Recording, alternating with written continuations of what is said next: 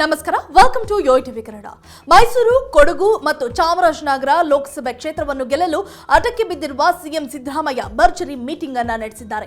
ಅದರಲ್ಲೂ ಈ ಬಾರಿ ಮೈಸೂರು ಕ್ಷೇತ್ರವನ್ನ ಸಿಎಂ ಸಿದ್ದರಾಮಯ್ಯ ಪ್ರತಿಷ್ಠೆಯಾಗಿ ತೆಗೆದುಕೊಂಡಿದ್ದು ನಾಗರಹೊಳೆ ರೆಸಾರ್ಟ್ನಲ್ಲಿ ಇಂದು ಮೈಸೂರು, ಕೊಡಗು ಲೋಕಸಭಾ ವ್ಯಾಪ್ತಿಯ ನಾಯಕರ ಜೊತೆ ಮೀಟಿಂಗ್ ಅನ್ನು ನಡೆಸಿದ್ದಾರೆ. ಮೈಸೂರು ಹಾಗೂ ಕೊಡಗು ಲೋಕಸಭಾ ಗೆಲ್ಲಲು ಕ್ಷೇತ್ರದ ವ್ಯಾಪ್ತಿಗೆ ಸೇರುವ 8 ವಿಧಾನಸಭಾ ಕ್ಷೇತ್ರಗಳಲ್ಲಿ ಕ್ಷೇತ್ರಕ್ಕೊಂದು ಸ್ಟ್ರಾಟಜಿ ರೂಪಿಸಿದ್ದಾರೆ ಸಿಎಂ ಸಿದ್ದರಾಮಯ್ಯ. ಈಗಾಗಲೇ ಒಕ್ಕಲಿಗ ಸಮುದಾಯದ ಅಭ್ಯರ್ಥಿಯನ್ನ ಕಣಕ್ಕಿಳಿಸಿದ್ದು, ಈ ಮೂಲಕ ಒಕ್ಕಲಿಗ ಮತ ಕ್ರೋಢೀಕರಣದ ಪ್ಲಾನ್ ಹಾಕಿದ್ದಾರೆ. ಬಿಜೆಪಿಯು ಮೈಸೂರಿನ ಕೆಆರ್ ಕ್ಷೇತ್ರದಲ್ಲಿ ಅತಿ ಹೆಚ್ಚು ಲೀಡ್ ಪಡೆಯುತ್ತಿತ್ತು. ಈ ಹಿನ್ನೆಲೆಯಲ್ಲಿ ಇದಕ್ಕಾಗಿ ಕೆಆರ್ ಕ್ಷೇತ್ರಕ್ಕೆ ಬ್ರಾಹ್ಮಣ ಸಮುದಾಯದ ಪ್ರಬಲ ಮುಖಂಡ ರಾಜು ಅವರನ್ನು ಕಾಂಗ್ರೆಸ್ ಪಕ್ಷಕ್ಕೆ ಸೆಳೆಯಲು ಮುಂದಾಗಿದ್ದಾರೆ. ಇದರ ಜೊತೆಗೆ ಅಹಿಂದ ಮತಗಳ ಕ್ರೋಢೀಕರಣ, ಇದಕ್ಕಾಗಿ ಪ್ರತಿ ಕ್ಷೇತ್ರದಲ್ಲಿ ಪ್ರಬಲ ಸಮುದಾಯ ಮುಖಂಡರಿಗೆ ಕ್ಷೇತ್ರವಾರು ಉಸ್ತುವಾರಿ ಕೊಡಲು ಪ್ಲಾನ್ ರೂಪಿಸಿದ್ದಾರೆ.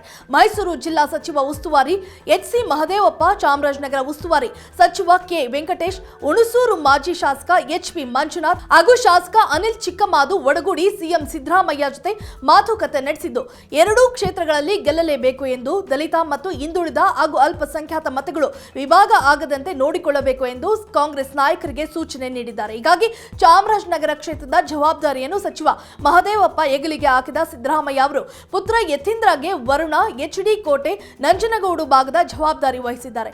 ಇನ್ನು ಕೊಡಗು ಹಾಗೂ ಮೈಸೂರು ಗ್ರಾಮಾಂತರ ಭಾಗದ ಜವಾಬ್ದಾರಿಯನ್ನ ಕೆ. ವೆಂಕಟೇಶ್ ಹೆಗಲಿಗೆ ಹಾಕಿದ್ದು, ಲಕ್ಷ್ಮಣ ಪರ ನಿಂತು ಸ್ಥಳೀಯರನ್ನ ಒಗ್ಗೂಡಿಸುವಂತೆ ಸಿಎಂ ಸಿದ್ದರಾಮಯ್ಯ ತಾಕೀತು ಮಾಡಿದ್ದಾರೆ. ಮಾಜಿ ಮೂಡಾ ಅಧ್ಯಕ್ಷ ಎಚ್.ವಿ. ರಾಜೀವ್ ಬಿಜೆಪಿ ತೊರೆದು ಮಾರ್ಚ್ 27ರಂದು ಸಿಎಂ ಸಿದ್ದರಾಮಯ್ಯ ನೇತೃತ್ವದಲ್ಲಿ ಕಾಂಗ್ರೆಸ್ ಪಕ್ಷಕ್ಕೆ ಸೇರ್ಪಡೆಯಾಗಲಿದ್ದಾರಂತೆ. If you like this video, ಬೇಗ ಲೈಕ್ ಮಾಡಿ, ಕಾಮೆಂಟ್ ಮಾಡಿ, ಶೇರ್ ಮಾಡಿ ಹಾಗೂ ಯೋಯೋ ಟಿವಿ ಕನ್ನಡವನ್ನು ಸಬ್ಸ್ಕ್ರೈಬ್ ಮಾಡಿ.